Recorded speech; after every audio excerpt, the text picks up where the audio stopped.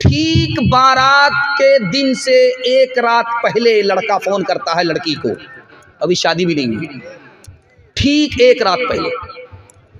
तो लड़की ने फ़ोन उठाया कि पता नहीं मुबारकबादी देगा।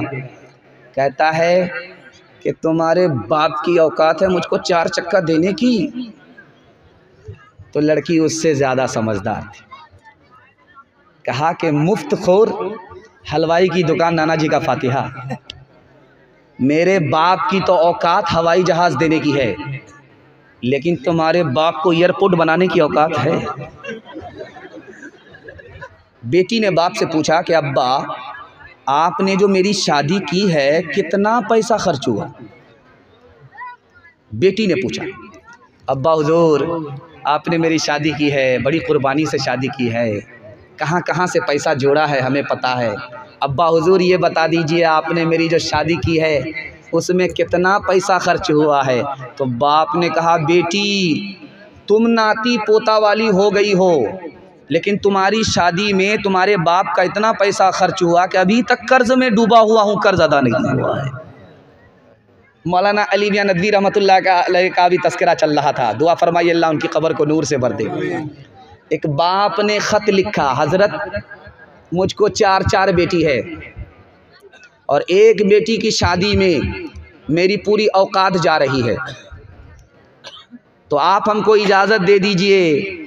एक बेटी की शादी का मसला रहता तो यहाँ से पैसा ले लेता, वहाँ से कर्ज कर लेता, वहाँ से उधार ले लेता, बेटी की शादी करा देता, यहाँ से भीख मांग लेता, वहाँ से भीख मांग लेता, मसला हल कर लेता। 4 बेटी है, कहाँ से मसला हल होगा? आप इजाज़त दे दीजिए मैं जहर खा लूँ ताकि मेरी बेटी भी और मैं भी इस दुनिया की मुसीबत से नजात पा जाऊँ। तीसरा नमूना आपकी खिदमत में आ रहा, बहुत ध्यान से इसको सुनिएगा। एक बात देखिएगा आप गौर से, कुत्ता जब गुजरेगा बस्ती से तो ज़मीन को सूंघता, किसी को आंख दिखाता है, किसी के आगे दुम हिलाता है। मैं ये राज आपको बता रहा हूँ, कुत्ता आखिर ज़मीन को क्यों सूंघता है? आंख किसको दिखाता है, दुम किसको हिलाता है? कुत्ता जब ज़मीन से गुजरता है, ज़मीन को सूंघता है, तो पता करता कहाँ मेरी रोज़ी है। और जिस लड़का का बहनोई रिश्ता ढूंढ रहा है वो जेब को टटोलता है, किस जेब में ज़्यादा पैसा है। देखिए वो अभागा और कुत्ता दोनों बराबर। और देखते जाइए, आप देखने के लिए जा रहा हूँ, इंसान जब लालच में पड़ता है तो वो इंसान नहीं रह जाता, जानवर की सप में चला जाता है। दिखाने के लिए जा रहा हूँ। अब उसको कोई गरीब का घर मिलता है तो उसको आंख दिखाता नहीं, अभी बच्चे की उम्र नहीं है। अगर किसी अमीर का घर मिल गया तो उसके आगे दुम हिला रहा है, अरे जो कल करना वो आज कर लीजिए, हम तो अभी तैयार हैं। देखते जाइए। और आपको जो फरियाद सुनाने के लिए जा रहा हूं, आप खून के आंसू रोने पर मजबूर हो जाएंगे। बाहर का आदमी बिहार में आता है, 60 साल उसकी उम्र है, 16 साल की लड़की से उसका निकाह हो रहा है। जानते हैं क्यों? कि इस समाज ने निकाह को तिजारत बनाया। गरीब के लिए निकाह इतना महंगा हो गया, इतना महंगा हो गया कि जवान बेटी का गला घोट करके बाप बूढ़े के हाथ में डाल रहा है।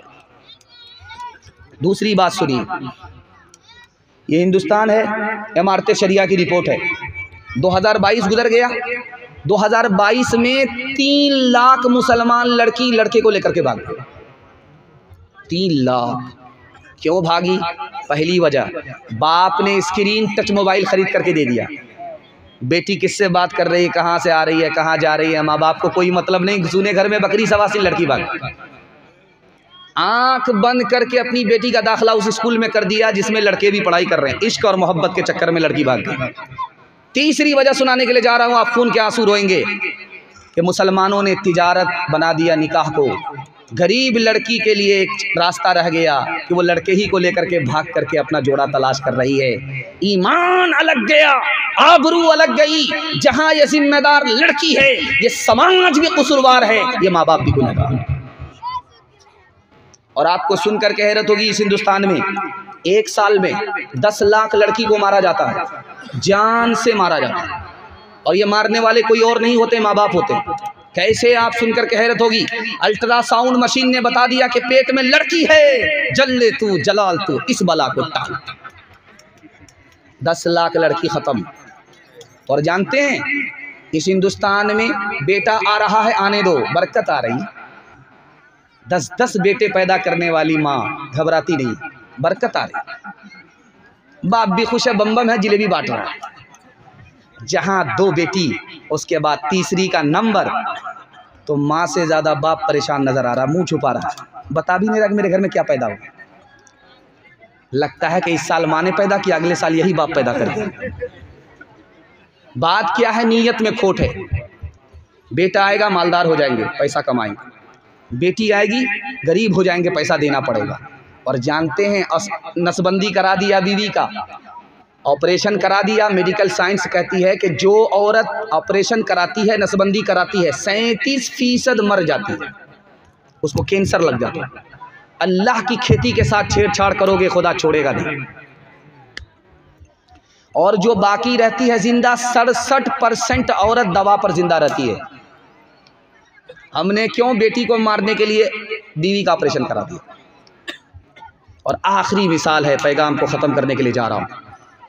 आदमी कंजर क्यों होता है, मक्खी चूस कंजूस क्यों होता है, ये राज आपको बता रहा हूँ। हराम क्यों कमाता है और जहन्नम में क्यों जाता है, यार राज आपको बता रहा हूँ। सुनने के लिए तैयार है तो हाथ उठा दीजिए इंशाल्लाह। कभी मुतालबा करके शादी नहीं करेंगे, हाथ उठाइए इंशाल्लाह। मिलेगा तो छोड़ेंगे भी नहीं, हाथ उठाइए इंशाल्लाह। ध्यान से सुनिए, स्टेज वाले भी खता कर रहे हैं, खैर माशाल्लाह चैनल तो पूरा शूट कर रहा है। ध्यान से सुनिएगा।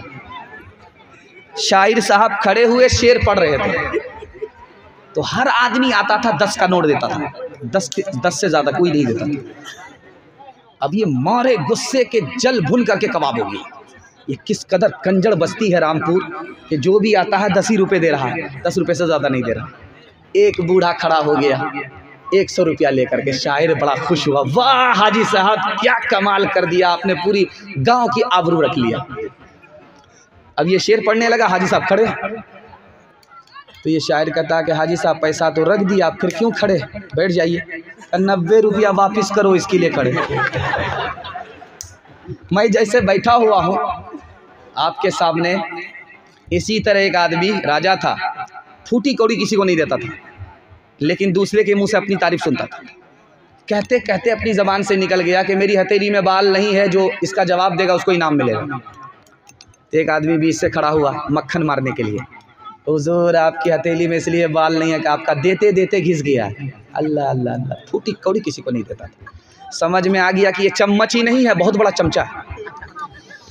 वो बोला कि ठीक है मेरी हथेली में बाल नहीं है, देते देते घिस गया, तुम्हारी हथेली में? कहा हुजूर इसका भी जवाब मेरे पास है, आपका देते देते घिस गया, मेरा लेते लेते घिस गया। क्या अल्लाह अल्लाह, कि ये देखिए कितने अंधेरे में हमको रखे हुआ है। अच्छा ये रामपुर वाले जो इतनी बड़ी तादाद में हैं, इनकी हथेली में भी तो बाल नहीं है। कहा हुजूर इसका भी जवाब मेरे पास है, आपका देते देते घिस गया, मेरा लेते लेते घिस गया। इन लोगों को कुछ मिलता ही नहीं, अफसोस के मारे इन लोगों का हाथ मलते मलते घिस गया। और राज सुनिए, एक लाइन में आ रहा है, आदमी की जेब में हाथ गया, अब वो पैसा निकालने ही वाला था, लेकिन पैसा निकाल नहीं रहा, कंजूसी कर रहा है, मस्जिद में नहीं दे रहा, मदरसे में नहीं दे रहा। जानते कौन आदमी है ये? बीवी बाल बच्चे की मोहब्बत ने इसको बखील बनाया।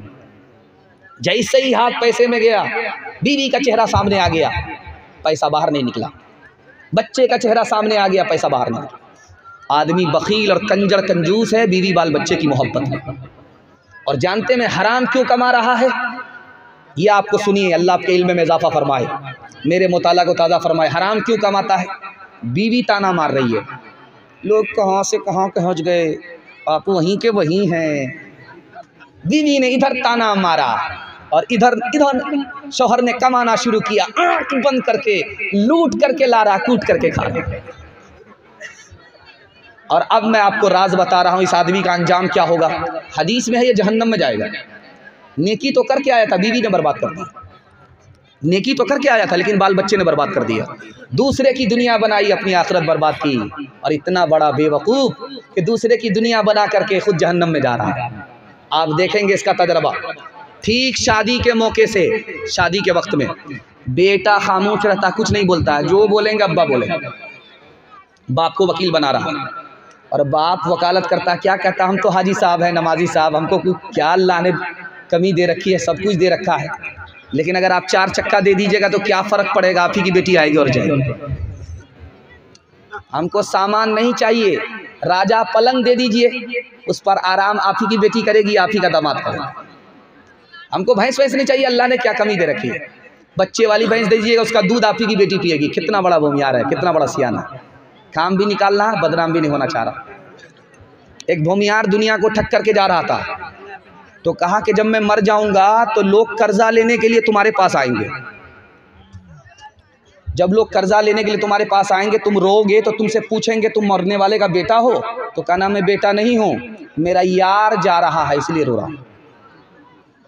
तब तो बच जाओगे। बाप का घोटाला बाप के साथ चला जाएगा, तुमको देना नहीं पड़ेगा। दूसरे बेटा से कहा कि तुम ये मत बताना कर्जा वाले से कि मैं बेटा हूँ, ये कहना मेरा दिलदार जा रहा है।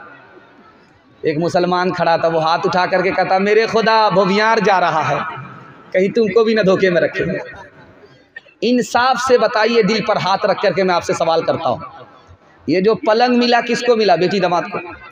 ये जो भैंस मिली किसको? बेटी दामाद को। ये जो गाड़ी मिली बेटी दामाद को। इस बॉनर बाप को क्या मिला? नाना की हुंडी। ये दूसरे की दुनिया बना रहा है, अपनी आखिरत बर्बाद कर रहा है। ओ दुनिया वालों छोड़ दो आदत जहेज की, अच्छी नहीं ये रीत रिवायत जहेज की। ओ दुनिया वालों छोड़ दो आदत जहेज की, अच्छी नहीं ये रीत रिवायत जहेज की। ओ दुनिया वालों छोड़ दो आदत जहेज की, अच्छी नहीं ये रीत रिवायत जहेज की। सबसे बड़ा जहेज है ऐ दोस्तों दुल्हन, फिर इसके बाद कुछ नहीं कीमत जहेज की।